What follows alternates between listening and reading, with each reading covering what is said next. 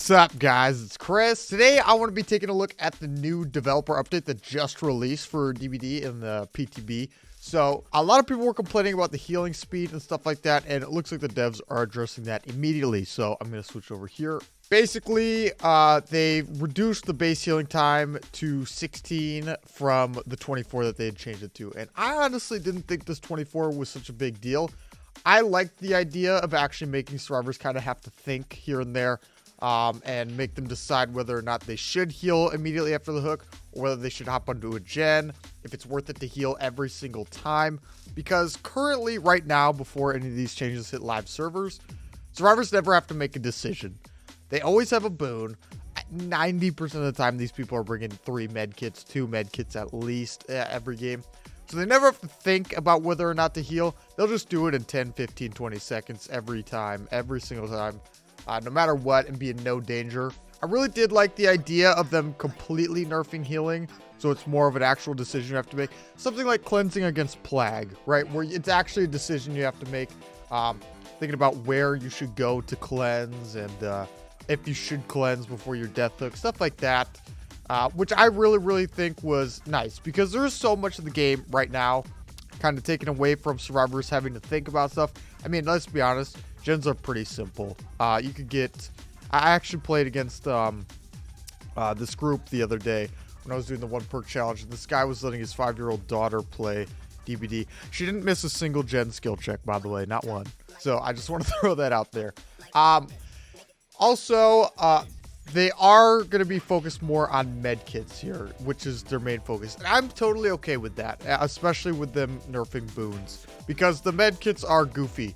There were people who would unironically say, like, the green medkit is a fair heal speed, like 10 seconds whenever you want to is fair, which was also amplified in a boon, so it could be even lower than that. They could just heal in chase by dropping 2 pallets without thinking.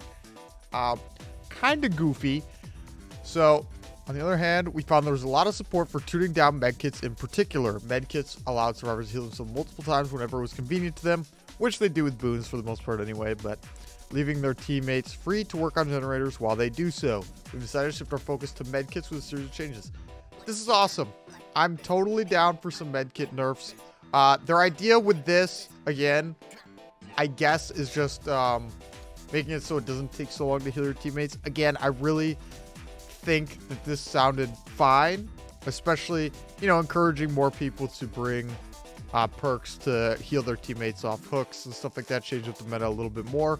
Because again, I think behavior is really underestimating just how much this is going to change the meta when they do a change back to 16 seconds here. Because you're still just going to see sprint burst, unbreakable, adrenaline, you know, off the record every game. At least if when it was 24 seconds, you know, you might be seeing some desperate measures.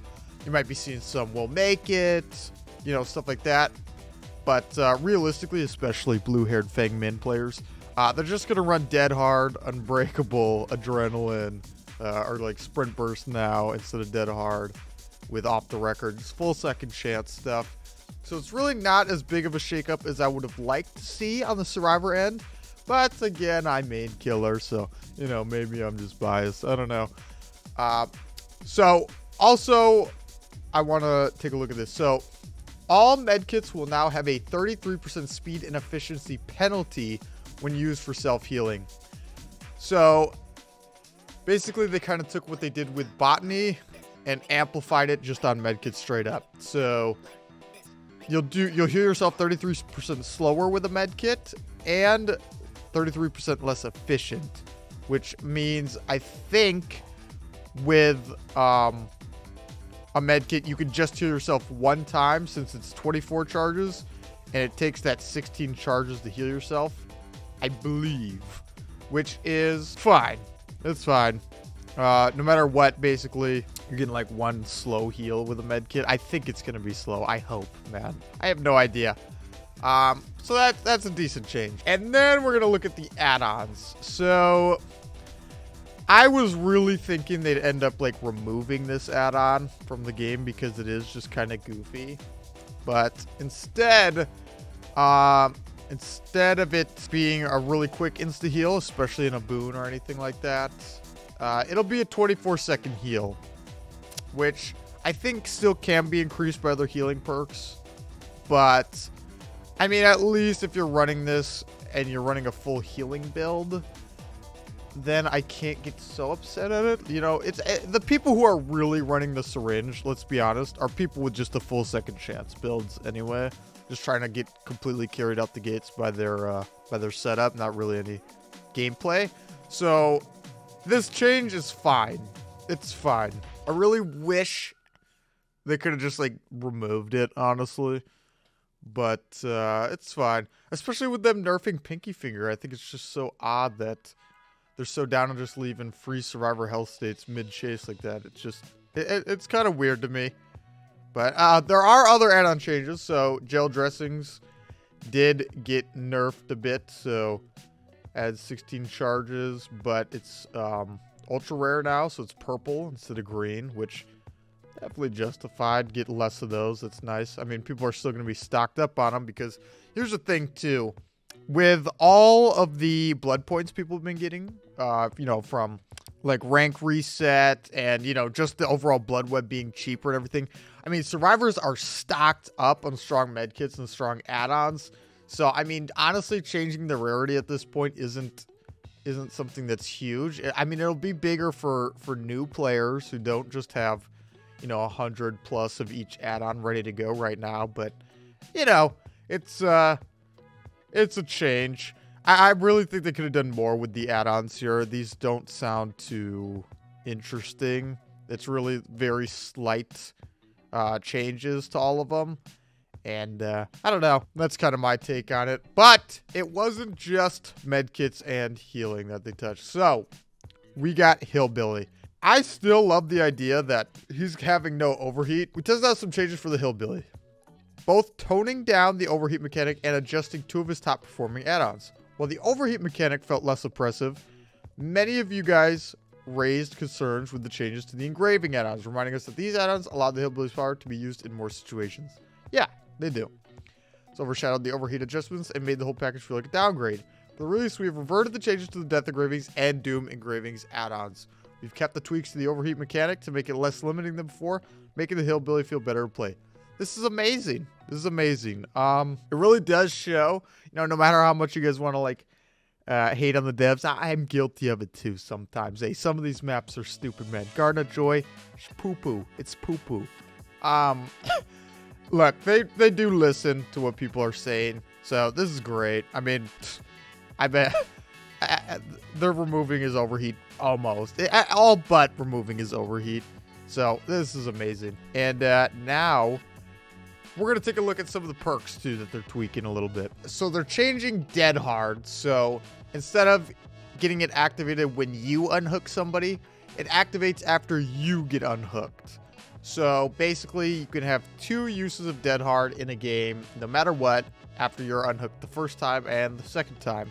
Which, if people are still running Dead Hard, bro, look, you can't even get upset. Like, that is very rarely. So they'll have two uses max per game, and you know they're committing a perk slot for that. All right. It'll also be very easy because a lot of people, especially the full meta goblins, will be just switching over to sprint burst and stuff like that. So it'll be pretty obvious that they don't have Dead Hard when you know they have sprint burst.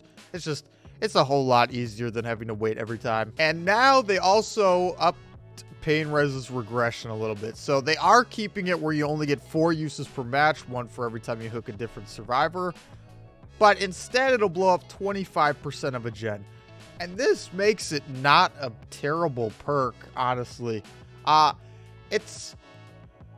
if you think of it this way, that's pretty much the equivalent of getting 7 Scourge hooks throughout a game, just by hooking 4 different people.